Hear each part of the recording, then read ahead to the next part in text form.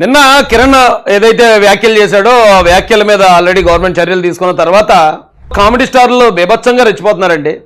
నాకు చాలామంది నాకు వాట్సాప్కి పెట్టారు, అన్న వీళ్ళ గురించి మీరు కౌంటర్ చేయండి, వీళ్ళకి కూడా ఆన్సర్ చెప్పండి అని చెప్పి ఇచ్చారు. తీరా చూస్తాళ్ళతో ఒకటి మన న్యూడ్ స్టార్ గోరంట్ల మాధవ్ అన్న. ఈ కమెడియన్లకు మనం ఏం చెప్తాంలే అనుకున్నాను. అయితే ఇంతకెళ్ళి ఏం చేశారంటే ఇప్పుడు స్త్రీ జనోద్ధరణ కోసం, స్త్రీల హక్కుల కోసం పోరాడతారట. ఇప్పుడు అమ్మ బల్లెట్ వాళ్ళెట్టారా బాబు, పరమ రేపిస్ట్ని తీసుకొచ్చి ఉమెన్స్ కాలేజీకి సెక్యూరిటీ గార్డ్గా పెట్టేటంటే ఎవడో రేపిస్ట్ని తీసుకొచ్చి అలాగుంది. వచ్చి ఇప్పుడు స్త్రీల కోసం, స్త్రీల అవమానం కోసం మాట్లాడడం నాకైతే మాత్రం చాలా ఆశ్చర్యంగా అనిపించిందండి. అయితే గోరంట్ల మాధవ్ పక్కా కమెడియన్, వీళ్ళు మనం చూసి నవ్వుకోవాలి తప్ప వీళ్ళు ఏదో చేశారని చెప్పి మనం ఏం కోపం తెచ్చుకోక్కర్లేదండి. మీకు వాళ్ళ కామెడీ వీడియోలు కొన్ని చూపిస్తాను రండి.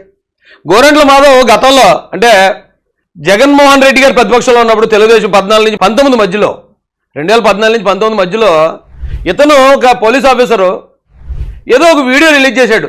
చంద్రబాబు నాయుడు గారికో లేకపోతే వ్యతిరేకంగానో లేకపోతే జగన్ గారికి అనుకూలంగానో. జగన్ గారికి ఇలాంటి వాళ్ళు నచ్చుతారు, ఎర్రిపప్పలా ఉండాలి చూడడానికి. మనం ఏ గోతులో దూకమంటే గోతులో దూకాలి, గొడవకి వెళ్ళమంటే గొడవకి వెళ్ళాలి, తిట్టమంటే తిట్టాలి. ఈ టైప్లో మరి ఎందుకో ఆయనకి అలాంటి బుద్ధి ఇచ్చాడు దేవుడు, ఎందుకో నాకు తెలియదు. కానీ ఎప్పుడైతే ఇతను అలా మాట్లాడాడో ఇతను వెంటనే 2019 ఎలక్షన్లో ఎంపీగా సీట్ ఇచ్చి నెగ్గించారు. నెగ్గించాక కనకపు సింహాసనం మీద దేన్నో కూర్చోబెడితే, అది ఇదని నేనేం అనలేదండి, దేన్నైనా కూర్చోబెడితే దాని బుద్ధి ఏదో అదే చూపిస్తుంది.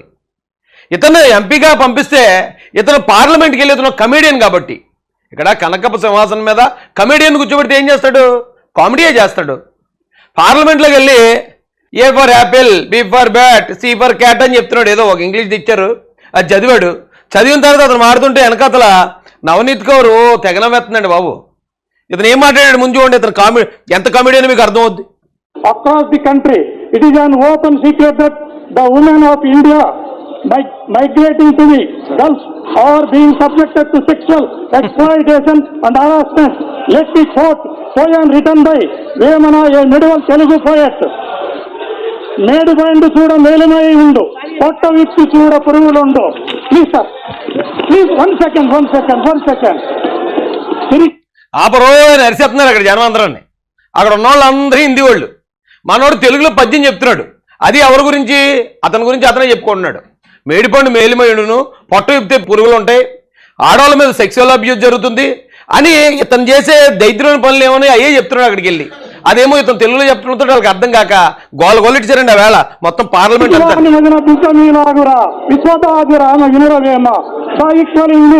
saying to the Telugu poem is all that glitters is not gold.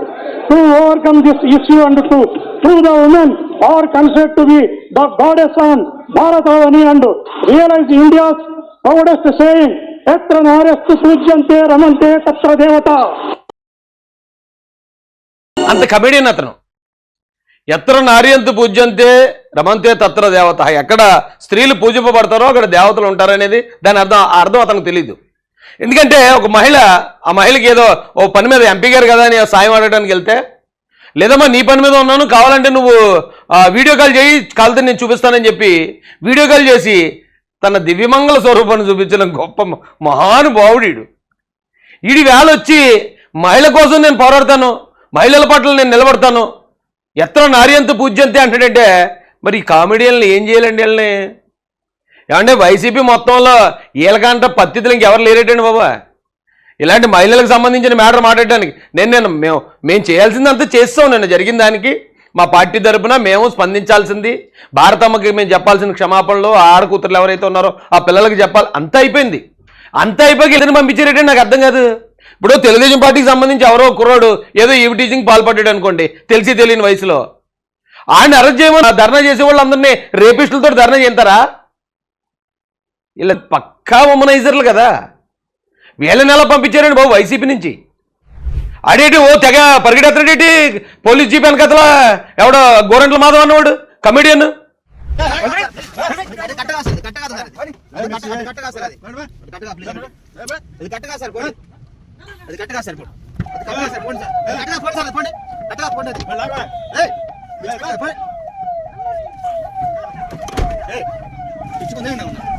ఎరా బాబు ఎక్కడ పరిగెడుతున్నారా? మేము కూడా అలా పరిగెట్టించాలంటే నిన్నెంత పరిగెట్టించాలరా? మహిళ నీ దగ్గరికి సహాయానికి వచ్చిన మహిళకి మొత్తం గొడ్లిపి చూపించిన ఘోరమైన వ్యక్తివు నువ్వు ఇవాళ వచ్చి భారతమ్మ గారు పరువు నిలబెట్టా నువ్వు పరిగెడతావా? ఇంకో మాట కూడా అర్థం చేసుకోండి అందరూ. అతను పరిగెట్టింది కేవలం జగన్మోహన్ రెడ్డి గారిని సాటిస్ఫై చేయడానికే. ఎందుకంటే 2019లో టీడీపీని తిడితే సీట్ ఇచ్చాడు, ఎంపీ సీటు.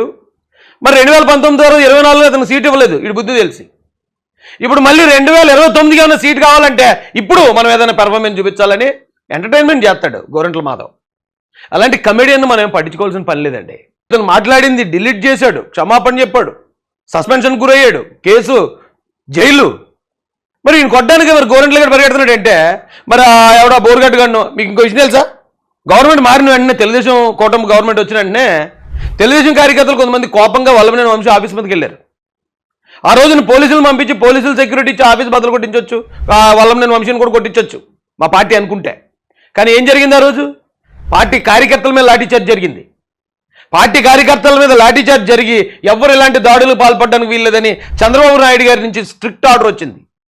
అదే పరిస్థితుల్లో మీరుంటే, మా గవర్నమెంట్లో ఉంటేనే కార్యకర్త మీదకి వెళ్ళి కొట్టేయడానికి ప్రయత్నం తప్పే చేసి ఉండొచ్చు. కొట్టాక నీకెవడిచ్చాడు గోరెంట్లా? నువ్వు ఒక పోలీస్ అధికారి కదా, నీకు చట్టం తెలుసు కదా. ఒక మనిషిని డైరెక్ట్గా కొట్టా ఎవడిచ్చాడు నీకు?